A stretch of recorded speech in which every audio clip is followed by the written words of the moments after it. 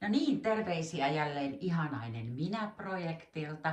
Nea-Maria ihana on saanut uuden hiusvärin. Se pukee sua kyllä. Se on Kiitos. ihana.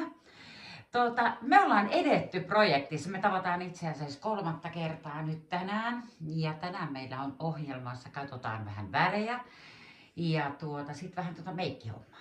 Mutta tehtiin ultraääntä ja tehtiin vähän kasvohoitoa kaiken kaikkiaan. Minkälainen tunne sulle jäi siitä?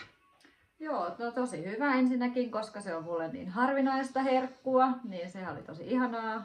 Voi olla, että nukahdinkin jopa siinä hoidon aikana. Ja kyllä se ihossa niinku huomasi, että siinä oli semmoinen pieni sävymuutos, varsinkin silloin heti sen hoidon jälkeen. Ja sitten semmoisen silkkisen vauvan posken pehmoinen iho niin kuin tuntui sen hoidon jälkeen. Että kyllä se oli tosi mukava kokemus kaikin puolin. Joo, ja mä julkaisinkin itse asiassa sitä ennen ja jälkeen kuvaa sun otsassa. Ei ruveta sitä nyt kaivaan tässä sen enempää, mutta siellä on vähän sitä röpeliäisyyttä, epätasaisuutta, pigmenttimuutosta ja semmoista, niin siinä tapahtui kyllä aika huikea ero. Et nyt jos ajateltaisiin, että ultrattaisi tästä taas pari viikon päästä, niin sitten se veisi tietysti vielä pidemmälle. Kyllä.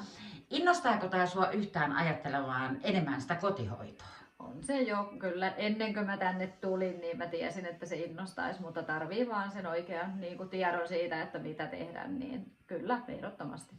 Just näin. Hei, tänään katsotaan värejä. Minkälaisia ajatuksia? En tiedä, jännittää vähän. Mulla on oma ajatus siitä, että minkälaiset värit mulle voisi sopia, mutta ne on ehkä väärät.